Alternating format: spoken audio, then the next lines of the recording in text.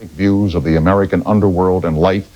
He joins us tonight to talk about movies and his own life, and it's always a pleasure to welcome Mr. T back to our show here at CBS. Thanks for coming on. Oh, good to be here. Are there any characters in the movies that you have made that are closest to you? Well, you know, there's so many characters. A lot of the characters have some part of me in them. You know, they came out of me. Actually, the characters I like the most are usually the ones where it's like, I don't know where that came from. You know, it's like, wow, Gotcha. where did that come from? That was, it really felt like a real writer then. What about the character Ordell? Well, Ordell is... in Jackie Brown. Yeah, Ordell and Jackie Brown, which is the character Sam Jackson played. Kind of all the characters I've written so far, reminds me the most of me that I didn't become. Basically, if I had not wanted to be a filmmaker, if I didn't always know that I wanted to be involved, either acting, film, you know, just something, a goal in life, I could have very easily seen myself being a criminal. I always have a hard time saying that word. Crook, yeah. I could find myself being a crook along the lines of what Ordell is. Not so much a killer, maybe, but like a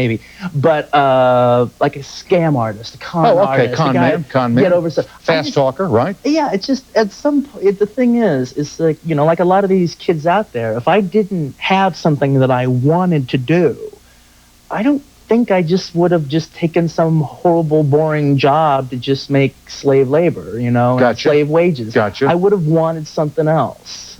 Something that you could have done to make a hit for yourself, right? Exactly, yeah. I'd wanted to, you know, I would have got another way of life, one way or the other. You mentioned con man fast talking. Have you ever had to fast talk your way into a real life situation, whether it be the production of a film or a job or anything like that, where you really all of a sudden had to, on your feet, begin to dance very fast to impress somebody?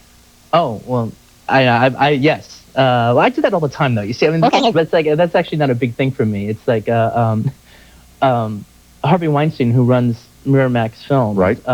Who's really like, in fact, he is the last of the like moguls. All right. I mean, every other film company is run by a conglomerate of some kind, and the guy's there is some guy they hired to do the job. All right. You know, Miramax is his mother's name and his father's name, all right? It's like he's the man. Mom and pop film company, and he's the guy that runs He's the guy. You know, if he were to quit that job, Miramax would just be another name. It wouldn't mean anything. It would just be another company. All right? He's a guy who makes decisions about, you know, based on his gut. If he likes it, he goes for it. If it's funny, it's funny. All right? That's the thing. All right? Well, Harvey works from the same principle that I do, that we can kind of more or less talk anybody into anything if we believe it enough, all right? So we get along really great together because either he's going to talk me into something or I'm going to talk him into something, and if he can talk me into it, then it's probably, he was probably right in the first place, you know? So I'm kind of used to trying to talk people into things. Right, and moving quickly on your feet, able to move quickly on your feet. Now, how much of that comes from the fact that before you became famous, so to speak, you spent a lot of years in this town on the streets? I mean, you've had a variety of jobs, and you used to take the bus to get around. I mean, you've waited for buses in Southern California to get around. What have you seen in your life happen before your eyes that has helped prepare you to be able to be fast on your feet, to be able to talk people into doing things? Well, you're talking about like riding the buses and everything. Yeah, street life in L.A. Yeah, it's like, well, there's not a single thing in Los Angeles that makes you feel more like a loser than when you're riding the bus. I mean, you just feel like a loser. I've never been on the bus in Los Angeles. Well, it's like in any other city, the rapid transit system is not so bad, all right? Like in New York, you take the bus to get around, the subway to get around, it's no worries. And also every other place is a little smaller usually than Los Angeles as far as its surrounding areas are concerned. But Los Angeles really is built it's built for a car, all right, to get around. And there are a lot of nice cars here. People drive wonderful cars here. I mean, the Bentleys and Mercedes-Benz and Porsches. That's for sure true for a lot of people. My thing is I didn't care about whether or not my car I had was nice or not. I never bought into that. I don't care about that stuff. But you do need a car, you know, because literally to take a bus to go to just a standard area that would take you no time whatsoever to drive to, all right, maybe 20 minutes at the most, all right, takes 3 hours on the bus. In Los Angeles. In Los Angeles. I mean, it's like the whole city is not set up for you, all right? And the only reason you don't have a car is because you can't afford one, all right? I mean, if you can, you're not going to be taking the bus. So you really feel like a loser. And you probably had a car, and it probably broke on you. And if you're making 10, 12,000 a year, and you have like a $600 car problem, which is very easy to do when you're buying used cars and everything, it's like, that screws you up. I mean, you're out. You're out of the game for like a little bit.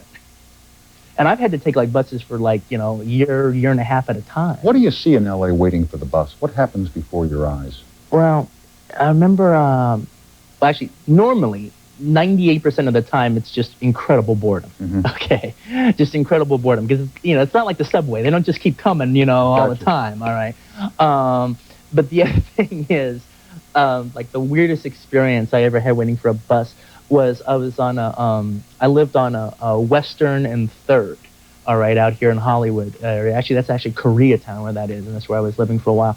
And Western is a really bad street. All right, Tough especially street. Around Santa Monica Boulevard, Hollywood, Sunset area. I was off of Santa Monica. I was on Western and Santa Monica Boulevard waiting for a bus, and at that time, they don't have them now, but at that time, for like the last year and a half, they had a bunch of black transvestite prostitutes. Oh, really? All right, just up and down Western. Santa Monica had the boys, and Sunset had the girls, and the black transvestite prostitutes were up and down Western. And so it's like, like 1 o'clock in the morning or something like that. It was one good thing about Hollywood is the buses went for a while. All right, I mean, I've been stuck when the buses stopped, and I was halfway home. All right, in trouble. So I'm sitting there. It's 1 o'clock in the morning. I'm bored and everything, and there's a transvestite like by the bus stop, and she's kicking it too. All right, she's just leaning up against the bus stop, just chilling and everything. I'm chilling. I'm not paying attention to her. She's not paying attention to me. And all of a sudden, I just noticed. Actually, she was on this side. I noticed over the corner of her shoulder, a van pull up and stop. And then this kid hops out of the van. Now, the transvestite hasn't noticed it yet, all right? The kid hops out of the van with a baseball bat and comes up, like, behind the transvestite, like this, like, ready to, whack, right out of the park, all right? And it was so surreal. I couldn't say anything like, hey, watch out, or anything. Look out, you're young. I just couldn't believe what I was watching. And it was weird, because it was, again, like when these things happen, it sounds like it's happening in slow motion or something. You're just sitting there watching. You can't believe what you're seeing, all right? And at the last minute, the transvestite, like, felt the kid there and turned around, all right? And the kid, like freezed up for just like about a second, all right? And the transvestite says, "Don't do it. I'm Vice." Oh. And the kid's sitting there thinking, "I'm telling you, you better not do it. I'm Vice." And he's saying, "Do not do it. I'm a Vice cop. Put it down." And then the kid swings. But the transvestite really screwed up with his mind. He just kind of gave him a little hit. Not that I would want to get hit like that, but he gave him a little hit on the arm. And then all of a sudden, all the doors of the van pop open, and like these 6 cholo guys, all right, just jump out, all right? And this was like about the time when you were hearing all this stuff about, just spraying the streets and everything. I got out of there now. I'm like watching this whole show, all right? I have the best seat in the house, all right? And when these other guys jumped out, all right, hey, you say, I'm like, hey, all right? And I'm leaving. The transvestite starts running, all right? And they start running after the transvestite, all right? So I'm running, all right, to get the hell out of there, all right? I make a left. The transvestite's not following me. It's just human nature.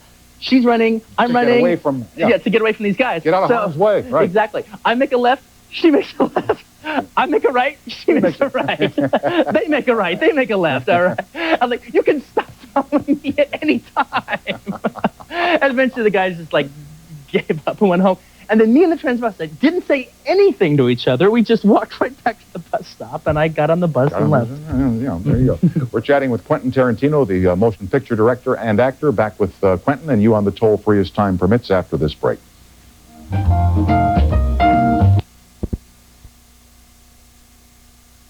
Welcome to CBS. Hello. Hi, I'm so excited to get on. I've been waiting for months. Okay, happy to have you with us, Gene. What's on your mind tonight? I just want to know what the holidays to me, the most important time of the year. I want to know what they mean to Mr. Tarantino, and what's the most important part about the holidays? Well, you told me in the break that it takes you a little while to get revved up for the holidays, but then when it does kick in, bingo. Huh? Yeah, exactly. It's like I tend to do it almost every year. I kind of have an attitude of like, because I don't come from like a big, huge family and everything like that. I kind of have an attitude of like, no, you know what?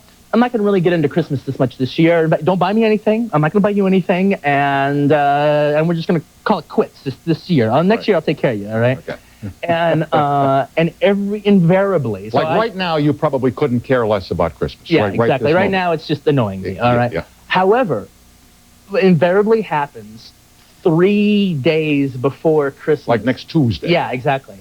I can't even imagine that. 3 days before Christmas, I'll get bit by the Christmas bug, and all of a sudden I go out and I'm buying presents for all my friends and stuff, and then I'm like, man, you know what, next year I'm going to really think about it, and I'm going to be able to get something for everybody, and I'm going to really, really put some time in, and I'm going to have all this great stuff, and I'm a creature of habit. He's a late bloomer, Gene, but once he gets going, he does very well. Yeah, I come in at the end there. I have 5 kids, and I think it's the most fabulous time of the year. And this year is going to be a real tough one because I have found out I have a terminal disease. So the holidays are very special to us. And I always tell people that have a hard time with the holidays that if you have a real hard time with them and you find them depressing, the most important thing to do is go out and do something good for somebody that's less fortunate to you. Absolutely. And that is what makes the holidays. No question. Oh, I completely agree with that. I mean, and I appreciate getting through. I've been trying for a month. Every night my husband kind of makes fun of me for trying to get through. And I'm just really excited, and I really enjoy your showtime, and I really appreciate all your input about your family, because family is what's the most important thing on this earth. You got that right, young lady. Listen, I hope this holiday is very special for you and your family, and thank you for joining us tonight. Thank you, and have a good holiday. Okay, thank you, Gene. Bless Bye-bye. you, and goodbye for now.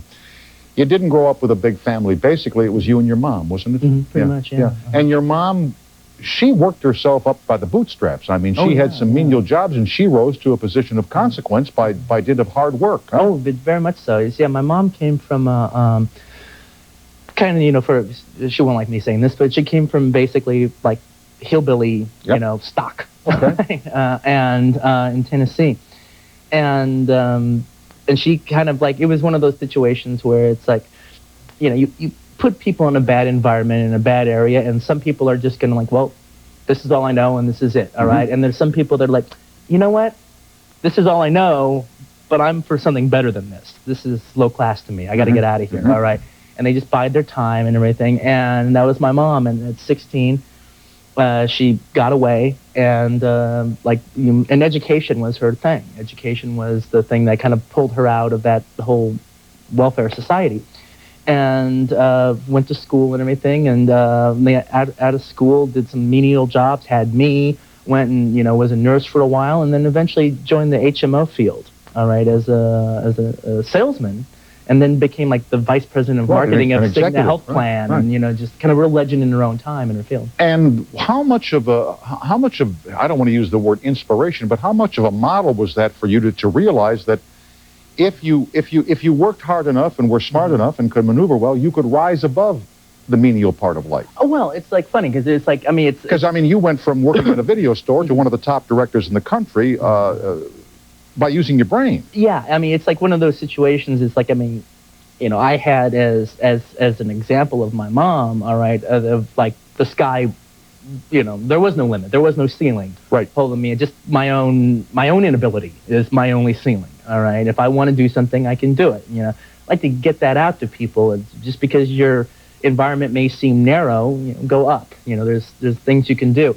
But the even more important thing, actually, more than that, is just the fact that, because my mom was real tough on stuff like that, you know, she's kind of tough on me about stuff like that, all right? But the thing is also, is just even my view of women. I never worked under the assumption growing up that, you know, a woman can't do this or can't do that, or that a woman can't do anything. Sure, because the woman in your life, your mom, could do anything. Exactly. My mom was strong and hard, and, you know, and it's like, you know, she wouldn't take this from a guy. And I mean, to this day, this is no joke. This is no joke at all. And I know there's the realities, but there's also how I feel. Okay, when I look at movies or special or something about women who are being beaten by their husbands, you know, wife beating, All right, I guess they call it spousal abuse now. All right, wife beating. Wife beating, yeah. All right, I never quite understood it because my mom would kill somebody if they tried to do that to her. She would kill them. All right. Now there's all these sort of things going on, but I don't see how another human being lets another human being do that to them. I mean, it's from the stock of woman that I came from. That's just not an option. Not acceptable. It's just not acceptable. Not enough. You know, and if she can't, you know, if you did something to her and she couldn't take care of you then, she'd wait till you go to sleep. All right. And then pour boiling hot water on you or something like that. She wouldn't just let that go, you know. Who in your life taught you how to be a man or showed you how to be a man? Because your father was not a part of your growing up. Right. Did you miss that? Did you miss... Well, you know, would I have liked to have had it? Yeah. You know, you don't... Did I miss it? Not every day, you know. Okay. But it would have been nice to have a cool dad. Yeah, you know. But who was the guy that showed you how to be a man, what masculinity was, what maleness was? Well, let me have you save the answer. I've got a commercial waiting. We're talking with Quentin Tarantino, actor and director. We'll be right back after this break. In your life? Well, basically, I would have... I've always said that, like, if you don't really have a big family, you kind of make your own family. There you go. Absolutely. Right. A lot of imaginary friends. That's it. And you kind of go and you kind of like attach to older male adult figures and stuff. There was this one this guy was a black guy named Floyd Ray Wilson. And he was like a friend of my mom's for like a long time, was a friend of my mom's best friend, Jackie. Was like a second mother. They were boyfriend, girlfriend for 2 seconds. The thing is, he moved into the house as a boarder, all right? And my mom was going to be gone for a while. She thought, well, you know, Floyd's be a male influence on Quentin and everything. Ray Floyd Wilson. Yeah. And he was kind of like Ordell a little bit, actually. He wasn't a killer or anything like that. He was just a scam guy. You know, I learned how to pawn jewelry from him and, you know, how to get by on nothing and how to rip these people off over here. Not bad, but just not to hurt them, but the getting by, you know, go and join the Columbia Record and Tape Club, get a bunch of records for a penny and say, you know, forget it, all right? How to keep collection agencies from getting at you and everything. And how to stay one step ahead of the devil. That's it. That's exactly it, you know. And so, but he was a cool guy, and we were very close for a period of time and everything. So he took me down that avenue. And actually, I guess as far as like a manhood sense of honor of like who you are, I guess, is somebody I've never met. All right, and it's funny how that works. Is the director Howard Hawks, who all of his movies, you know, had a professionalism as a core, and the friendships between men and honor and what that meant and everything like that. Never in a preachy way, just kind of on the, you know, this kind of unspoken thing going on. And it's old school style, but it actually kind of taught me, it taught me it taught me a sense of honor, like starting off. I know exactly what you're saying. No, let me mention a name here to you that just popped into my head. John Wayne. I'm a big John Wayne fan. Yeah. Not only am I a big John Wayne fan, actually, it's like funny because no one really ever gave him credit for acting and for being an actor. They give him credit for being a movie star. But it's funny when you look at acting in movies pre-Brando and post-Brando. All right, you have two different styles going on. Not to diss the pre-Brando style, but you can kind of see the great actors were still the great actors, but you can see a level of work that you wouldn't accept nowadays. Okay. All right, fair. a level of acting. All right, you wouldn't see nowadays. Where Brando brought naturalism more into it. Before Brando, you could see the acting. After Brando, you couldn't see the acting. Yeah, if they're good. Yeah, exactly. But even the mediocre actors now seem vastly superior, because at least they seem a little closer to real life. Okay. See, John Wayne was kind of doing that a long time ago. You see, John Wayne, you never saw the acting. He was extremely realistic. He had an extremely naturalistic sense about him. When you look at him in Red River, or you look at him in Rio Bravo and everything, he's just like, in Rio Bravo, he's like charm personified. But like in Red River, you have, what's really fantastic is I'm a real big fan of character work. And people don't give John Wayne credit for being a character actor, but like, he had this character that he played, but he stretched it. Right, in every exactly. way you could stretch it. The character he played in The Searchers, this racist Indian killer, all right, you know, he played that without any apologies. And the same thing with in Red River, where he grows older and older and becomes this, you know, mean fellow. But at the same time, there's not a, I mean, he's acting opposite Montgomery Clift. All right, and one is not better than the other. I mean, John Wayne is so magnificent opposite Montgomery Clift. Yeah. All right, you wouldn't seem that they would be the same school, and actually the schools fit like this. You know, they're waving me off the air. I would like you to come back one more time before we go, and let me just mention names to you, because I find this fascinating, and I think they do too. So if I could ask you one more time before we go, I would love to do that. Oh, I would love to come back. All right, great. Then you will. I hope that you have a happy new year, and I hope to see you in it, and I thank you for honoring us with your presence. Oh, my pleasure. My Merry pleasure. Christmas. And thanks for inviting me back again. I want to come back. Okay, you shall. Okay. Quentin Tarantino is the guest. We'll be right back to wrap it up for our pre-Christmas show after this short break.